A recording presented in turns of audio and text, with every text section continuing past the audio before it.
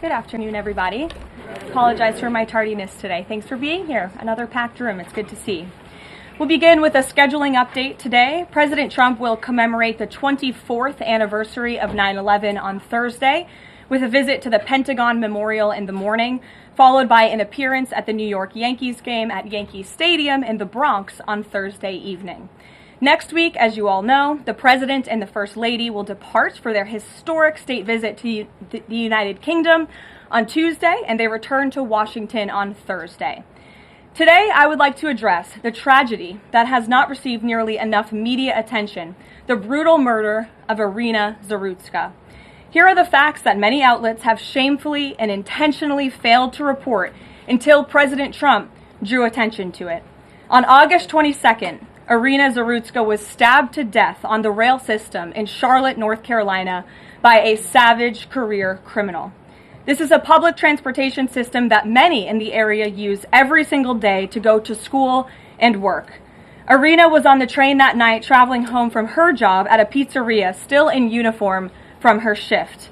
This beautiful, innocent 23-year-old young woman was a Ukrainian refugee who had recently fled her country for a chance at a safer life and a promising new beginning here in the United States of America.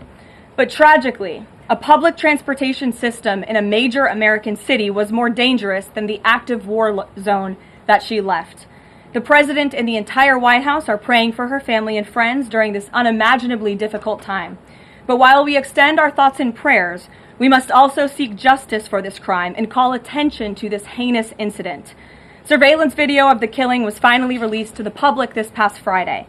It shows the alleged killer, DeCarlos Brown Jr., pull out a knife, get up from his seat behind Irina, and prepare to thrust a blade into her neck before the released footage gets cut. This is pure evil on full display. The most enraging and unacceptable part of this story is that her death was entirely preventable. DeCarlos Brown never should have been on that train that night. In fact, he should have been behind bars. DeCarlos Brown has been charged with crimes no fewer than 14 times, dating back to 2011, including for armed robbery, felony larceny, breaking and entering, and shoplifting. Brown had previously served 5 years in prison for a robbery with a deadly weapon charge, and he had also forfeited bonds 3 different times, twice in 2014 and once in 2023. Despite all of this past documented criminal history, when Brown was arrested yet again in January of this past year, a Democrat judge, who I will add was a strong supporter of former Vice President Kamala Harris, released this insane criminal once again without requiring him to pay any bail. He simply had to sign a written promise to return for his court hearing. Think about how crazy it is to ask a career criminal, someone who by definition repeatedly breaks the law, to just sign a written promise and come back again another day. This is madness. This monster should have been locked up, and Irina should still be alive.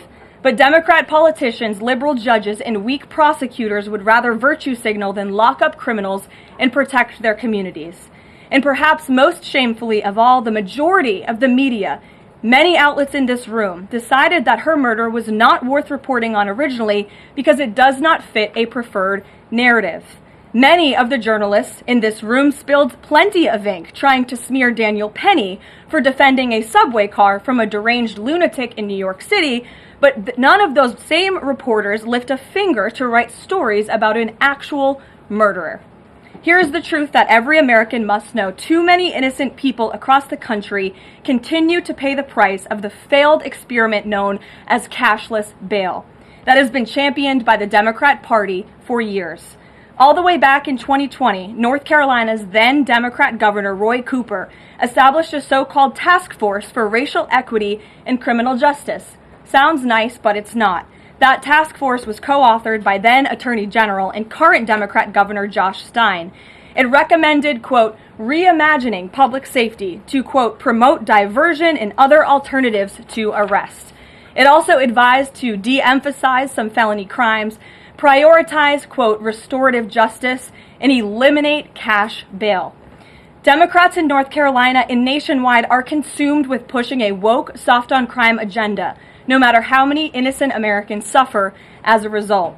Instead of aggressively prosecuting and locking up violent criminals, the Democrat-backed cashless bail approach lets these criminals roam free in our country to offend again and again.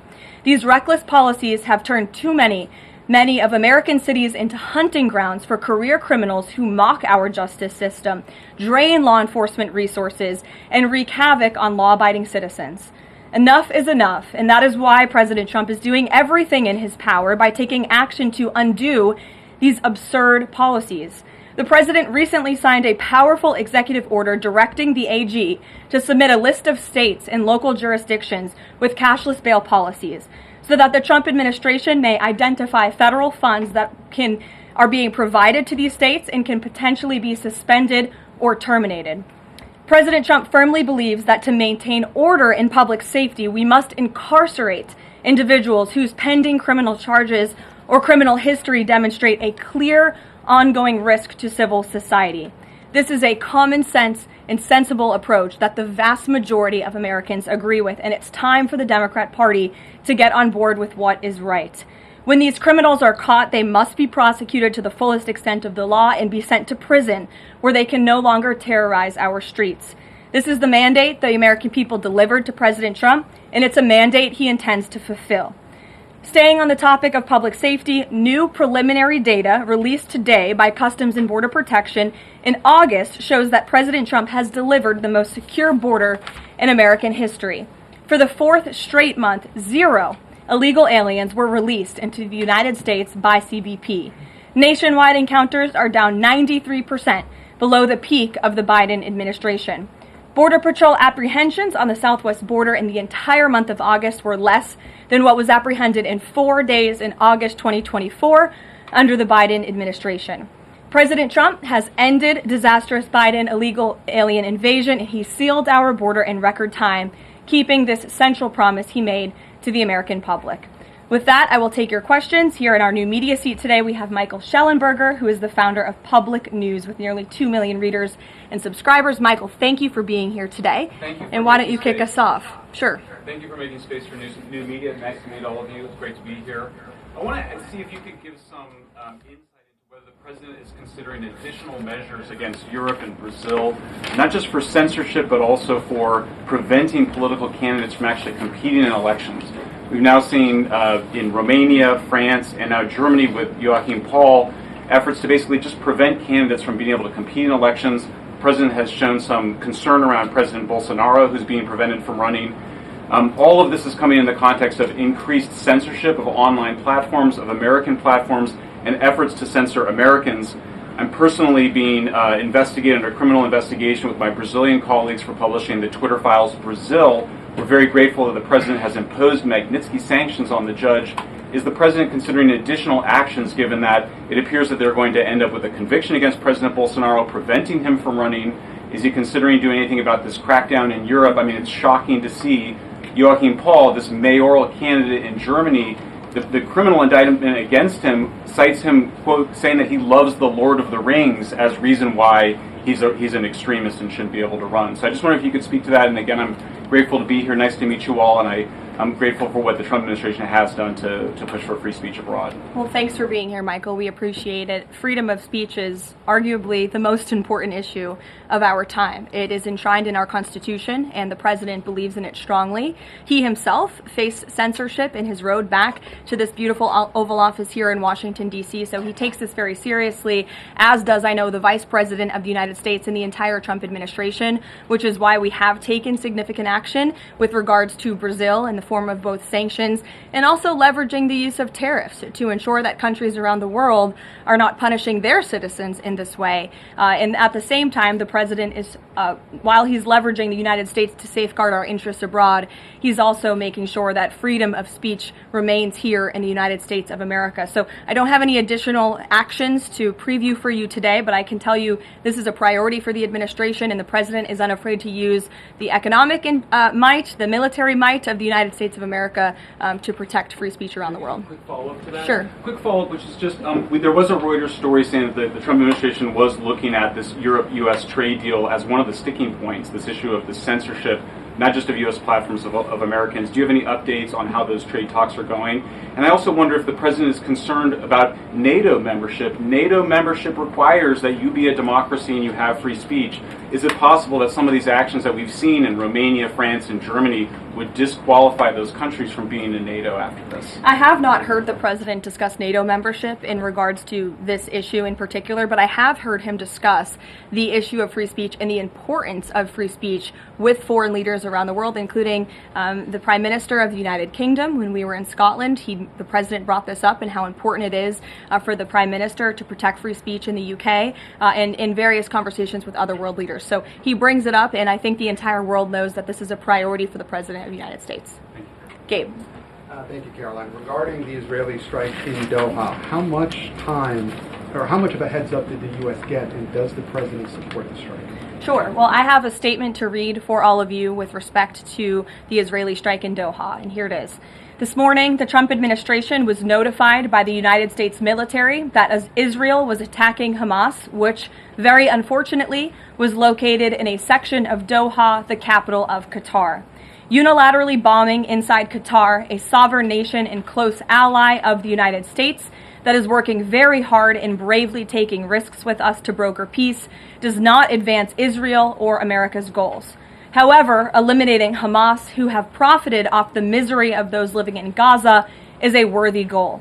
President Trump immediately directed Special Envoy Witkoff to inform the Qataris of the impending attack, which he did.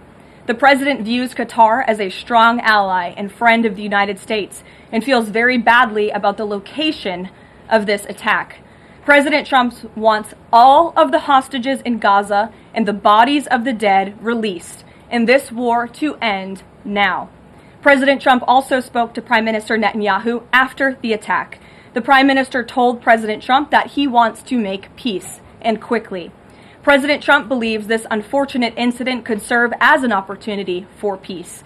The president also spoke to the Emir and Prime Minister of Qatar and thanked them for their support and friendship to our country.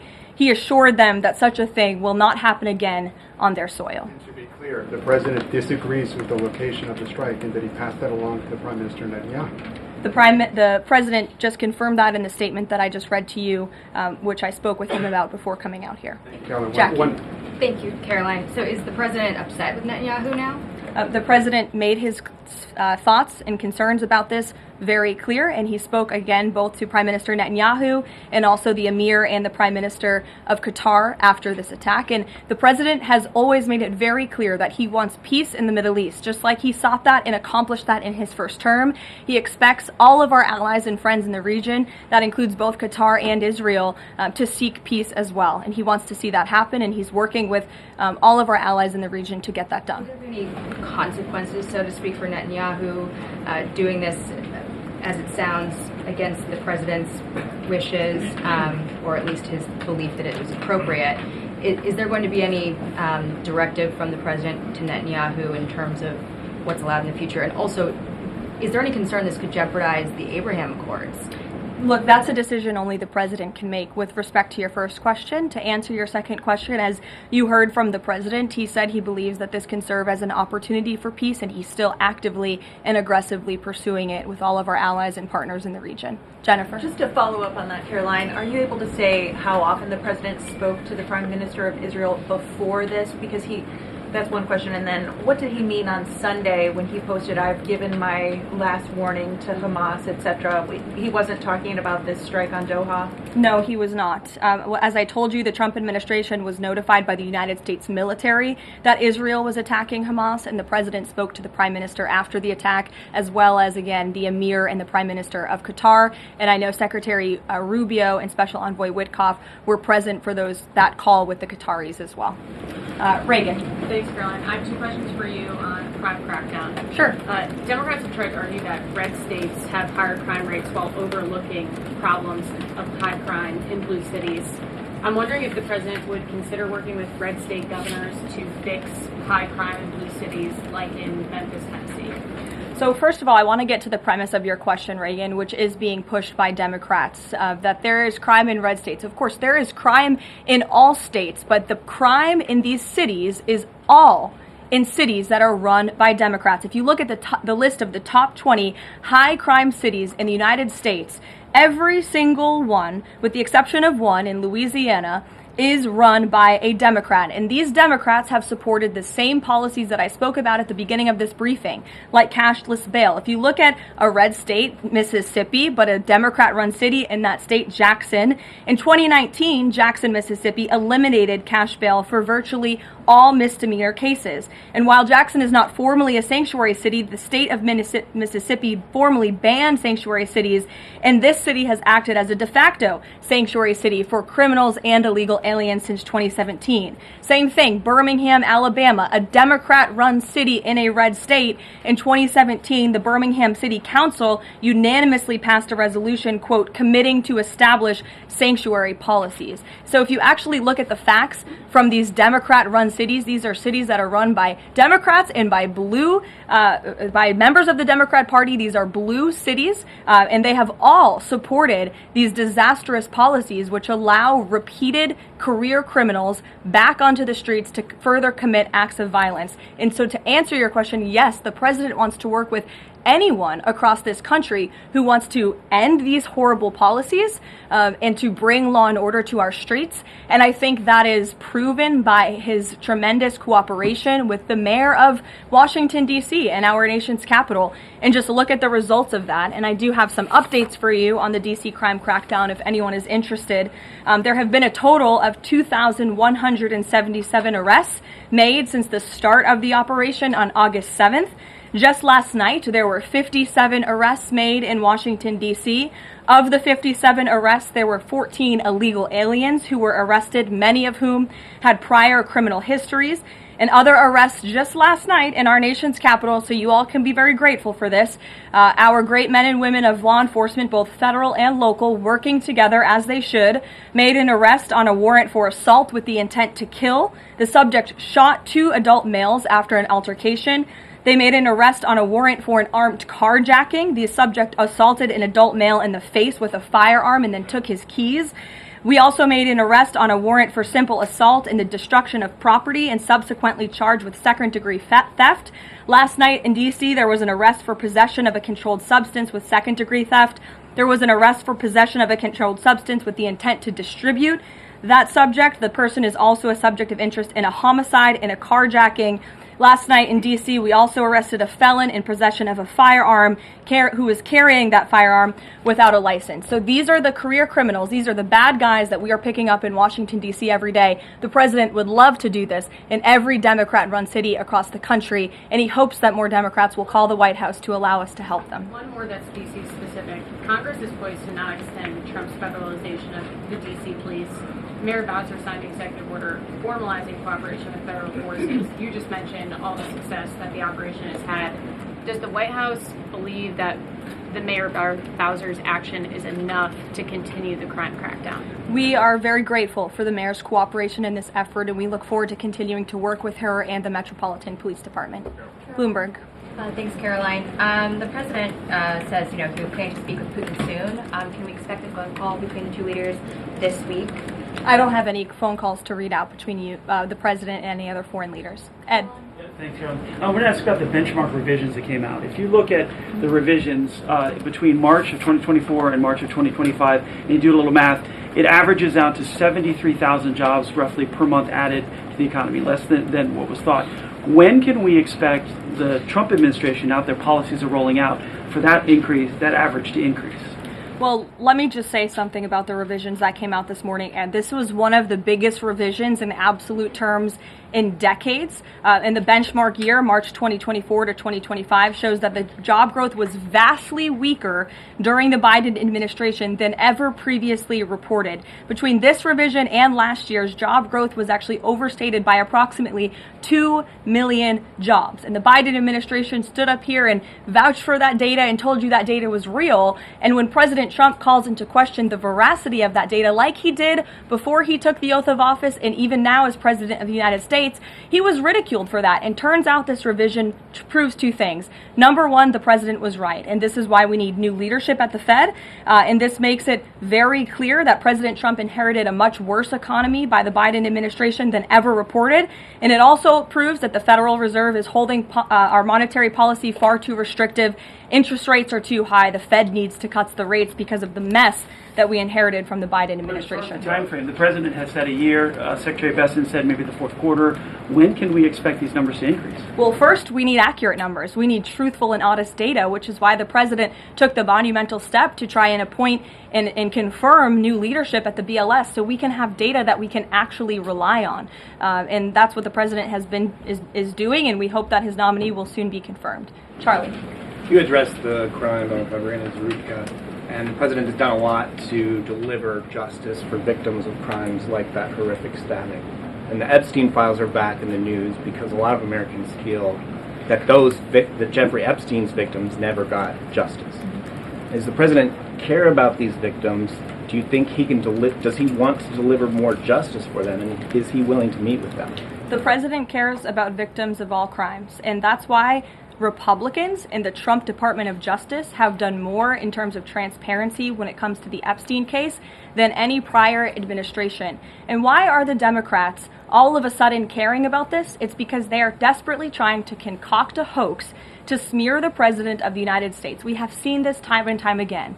Ro Khanna and all of these other Democrats, they could have cared about those victims 4 years ago when Joe Biden was in office. They could have pushed for transparency then. Unfortunately, the Democrats are using victims as political pawns to try to smear and to push a hoax against the President of the United States. And I will get you numbers on the amount of child predators that this administration and this FBI and this Department of Justice have locked up under President Trump's leadership. We have done more than any president to protect victims of crime, especially disgusting, heinous sexual crimes, and that includes the deportation of illegal aliens who are perpetrating these crimes against innocent victims in our country right now today, and that remains a top priority for this administration. Does the president, will he meet with the victims? On the Doha strikes, did the president speak with Netanyahu before they were carried out? Did he urge him to not go through with it, or did they only speak afterwards? Again, I read you a statement. The Trump administration was notified by the United States military that Israel was attacking Hamas.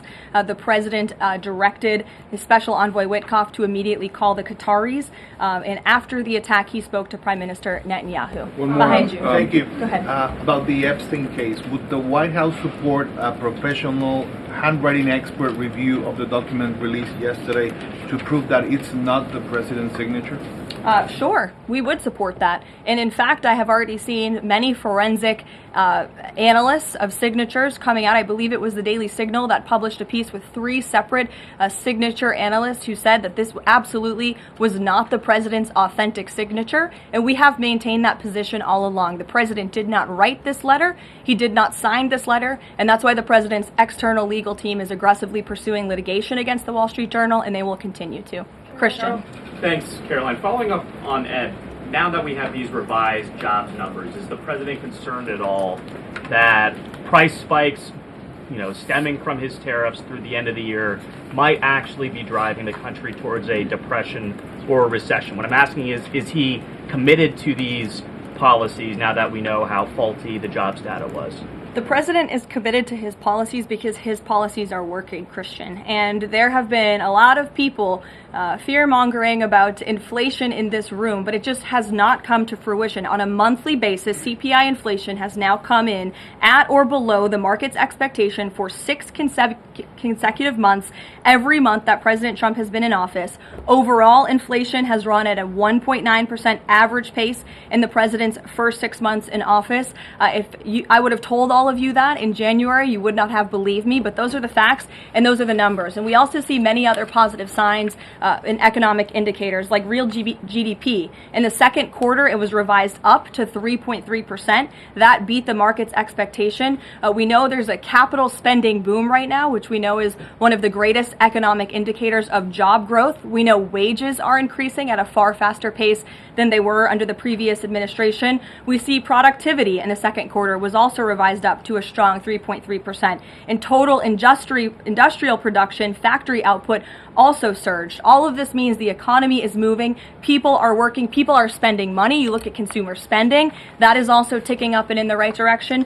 And a large part, it's because of the incredible work the president has done in terms of energy and unlocking our energy dominance in this country. Again, these jobs, the numbers from the BLS today prove that the economy was an absolute mess, and we are working every single day to fix it, and all of those indicators I just read for you are positive sign of what is to come. Just one more quickly on Sure, trade. Danny. I just wanted to get a bit of clarity on the sequence of events for the Doha attack and the notification. You said that the U.S. military notified, if I got it right, the Trump administration was notified by the U.S. military. That's right. Was the U.S. military notified by the Israeli military, or did the U.S. military detect an incoming Israeli attack on Qatar? The U.S. military notified the White House and the President of the United States. That's all I have to share for you on that, Danny. Thank you. Jeff.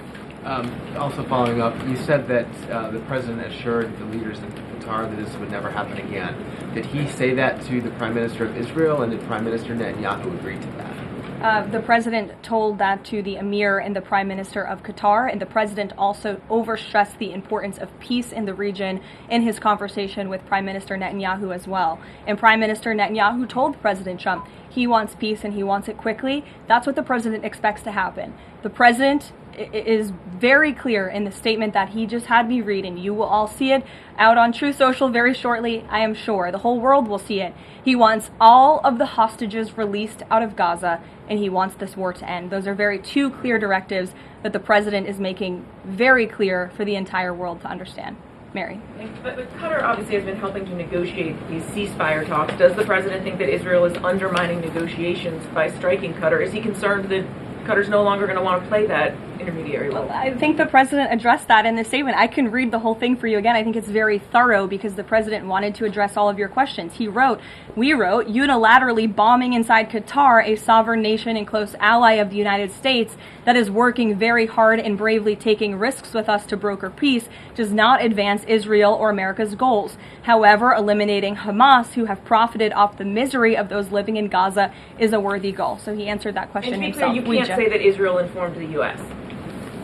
What I can tell you is the United States military informed the Trump administration. Thank you. A quick follow on that. Can you tell us when the U.S. military was notified, given that the largest U.S. military base is in Doha? And then I have a question on D.C. crime. This morning, just before the attack, as I said earlier as well.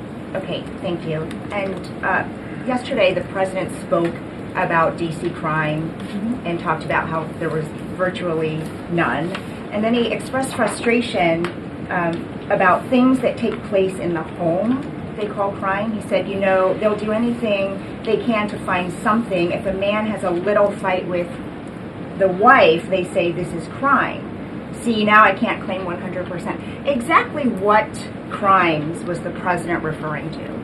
He wasn't referring to crimes. That's exactly the point he was making, Ouija. What the president is saying is that these crimes will be made up and reported as a crime to undermine the great work that the federal task force is doing to reduce crime in Washington, D.C. And I think the president has every reason to believe that, given the efforts of many reporters in this room who actively seek to undermine the president and what he's doing in our nation's capital. We all know that deep inside you all agree with this because you all live here, and I'm sure you are very grateful for the administration's efforts to make the city, which we all reside in, much safer for ourselves and our families. Michael. Thank you, Caroline. Florida Congressman Randy Fine is calling for judges to face consequences if the violent repeat offenders they release go on to commit new crimes. Is that something the president supports? It's not something I've heard the president discuss. You can ask him yourself next time you have the opportunity to. How's that? Caroline, one more question. On Thursday, President Trump will head to the Pentagon and also to New York City in honor of the 24th anniversary of 9/11. Has the president expressed any interest on creating or having congressmen create a new 9/11 commission to answer some of the ongoing questions many Americans have about that day? I, again, have not heard the president discuss that. You're welcome to ask him yourself, but I do know he very much looks forward to going to both the Pentagon and the Yankees game in New York City on Thursday to commemorate the 24th anniversary. As you know, the president is a New Yorker at heart. He loves the city very much. It is his home, and you'll hear more about that on Thursday when the president speaks on this himself. Kelly. Caroline, thank you. I wanted to ask you a question about the president speaking yesterday before the Religious Liberty Commission. As you know, he's created the White House Faith Office, the Task Force on Anti-Christian Bias, and yesterday he talked about the importance of the Bible in America and the importance of prayer in America. Some people have criticized him for that in stating that he's espousing Christian nationalism. Yet the president has called on the American people to band together in praying for this nation for people of all faiths. How important is that to the Trump administration, and are there guidelines for implementing that? Well, last time I checked, it's not just Christians who pray, it's people of all faith who pray, and that's what the president wants to protect, the religious freedom for Americans of all faith. And he spoke about that yesterday, and that's why he was very proud and excited to announce this new initiative, Pray America, encouraging all Americans to pray for our country and the goodness of our country leading up to America's 250th birthday next year. Why don't we take some from the sides? Elizabeth, go ahead. Thank you, Caroline. I have two questions. Sure. First, on prayer again. Is the Trump administration looking for the forthcoming prayer guidelines to challenge existing court precedent on the right to pray in public schools? Well, the president spoke about that yesterday, and some of the changes we are making to ensure that the religious liberties of America's students and our youth are respected in public schools. In fact, he had a young student and invited him on stage to share his story about how when this young boy spoke about biological and biblical truth in his classroom, he faced consequences for that, and how Americans of faith should not be facing consequences for expressing their religious freedom and their religious views. Not in any public school in America should that be happening. You heard the president talk about that yesterday. Sure. Caroline, thank you so much. Regarding Israel attacking Doha, beside the phone call, what was President Trump's involvement in the attack, if any? Look, I don't have anything more to read out for you on this other than the very lengthy and thorough statement that I have shared repeatedly now. Sure. Go ahead. Thank you. After the Supreme Court ruling yesterday on the ICE raids in Los Angeles, some particularly non-white U.S. citizens are saying that they're going to begin carrying their U.S. passports with them at all times. What is the White House's response to Americans who are concerned about being swept up, as others have been already, in these enforcement actions? They should not be concerned, because this administration is focused on the detention and deportation of illegal alien criminals who broke our nation's immigration laws. And the Supreme Court upheld the Trump administration's right to stop individuals in Los Angeles to briefly question them regarding their legal status, because the law allows this, and this has been the practice of the federal government for decades. And the Immigration and Nationality Act states that immigration officers can briefly stop an individual to question them about their immigration status if the officer has reasonable suspicion that the individual is illegally present in the United States. And reasonable suspicion is not just based on race, it's based on a totality of the circumstances to review. And I will tell you, I spoke to our border czar about this morning, when ICE goes out to conduct a targeted operation to deport illegal criminals from our community, they are doing so with intelligence, they are doing so with law enforcement sources, they are doing so in most cases with the backing of local law enforcement who know exactly where these illegal alien criminals and drug traffickers and drug dealers are hiding in plain sight in American communities. And the men and women of ICE are doing everything they can to not only follow the law, but to enforce the law. And it's about time that has happened, because we had 4 years of an administration who completely ignored and evaded our nation's very clear immigration laws, and the Supreme Court has reaffirmed that. Thanks, Caroline. One of the other documents released by the House Oversight Committee contained a photo of Jeffrey Epstein holding an oversized check that was made out to him in the check from the president for $22,000 for a fully depreciated woman. I wondered if the president has any recollection of that, or what you guys make of that photo that was included in those documents. Did you see the signature on that check? It is not Donald Trump's signature. It is absolutely not. The president did not sign that check. But does he recognize the woman? Caroline, on the New York City election, Caroline. Is he considering? Well, I'll take both of you. Go ahead. So, first, is the president considering offering Mayor Eric Adams a job? If so, why? And does he think Curtis Lee was a serious candidate for New York City mayor? Look, the president has made it quite clear he wants this race to move forward in New York City. He does not want a communist to be running New York City. But as for weighing in on other individual candidates, I'll leave that to the president to do himself. Caroline, and then following up on Reagan's question, many of these highest crime cities in America, they're led by black mayors, including the three that you mentioned, Jackson, Memphis, Birmingham. So given that, what's your response to criticism from the left that Trump is targeting black mayors? Isn't he just trying to protect black people? The president is trying to protect all Americans from crime, and he wants to make all of our cities in America safe. And the fact is, the most dangerous cities in America are run by Democrats, overwhelmingly. And according to the FBI crime statistics, 19 of the top 20 cities with the highest murder rate are run by Democrats. And these high-crime, Democrat-run cities are driving up the crime stats in otherwise safe red states. So, of course, he wants to address this problem. He's made that quite clear. Mike Johnson, he came out and said that the president was an FBI informant. Do you know what he meant by that, if it's not true? I can affirm that is not true. I think the speaker was referring to the fact that President Trump kicked Jeffrey Epstein out of his Mar-a-Lago property for reasons the president has already discussed. John. Thank you, Caroline. First of all, as a Washington, D.C. resident with my family, I just want to thank the administration for revitalizing safety here in the last 3 weeks. It's been stunning. Well, I want to go to Virginia. All of a sudden, out of the blue, Winsome Sears has closed the gap on Abigail Spanberger. Got 4 issues. Coerced abortions in Fairfax County without telling mom or dad, no parents, girls going in boys' bathrooms on film, right? 2 of the young fellows get suspended for complaining about it. Virginia Beach man, an innocent man, is now died in a car crash by a drunk illegal going on the other side of the road, and now you got Spanberger's got these racist signs. When are we going to get the president to make an official endorsement of Winsome Sears and maybe come and campaign in Southwest Virginia? Well, as you know, I'm very limited in what I can talk about when it comes to political endorsements and future elections from this government podium.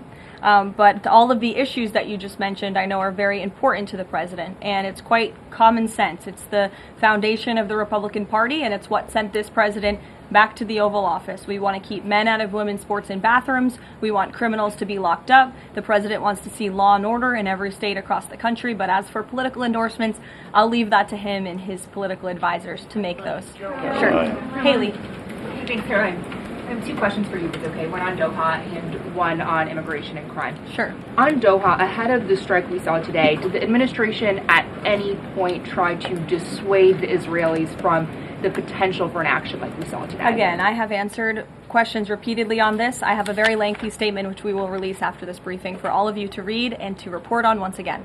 Okay. And then on a case in Maryland, the killing of Dakara Thompson, there are reports that the suspect arrested for her murder was in the country illegally and arrested and released for driving under the influence both in 2022 and in April of this year by U.S. Park Police. Is the administration looking into what process allowed this to take place? Yes, we absolutely are. As soon as we saw this case, we ensured that the Department of Homeland Security and the Department of Justice were on it, and I can assure you that they are. This is another heinous act of violence against someone who should have never been in our country illegally in the first place, and that's exactly why the deportation of illegal criminals from our country is a top priority for this administration, and it's something that is happening every single day. And I would encourage all of you to continue to report on the very violent illegal alien criminals that we are deporting daily from American communities across the country. We will never understand how many lives have been saved by these efforts, or how many lives would have been lost if not for this president and the administration's policy to deport illegal criminal aliens. Harris. Thanks, Caroline. Follow up on Charlie's question. Will the president meet with the Jeffrey Epstein victims? I don't have any meetings for you to read out on that. Go ahead. Thanks, Caroline. Is the Trump administration considering a ban on transgender Americans owning guns? Is that something the president would support, even as we've seen some gun groups oppose the idea of it?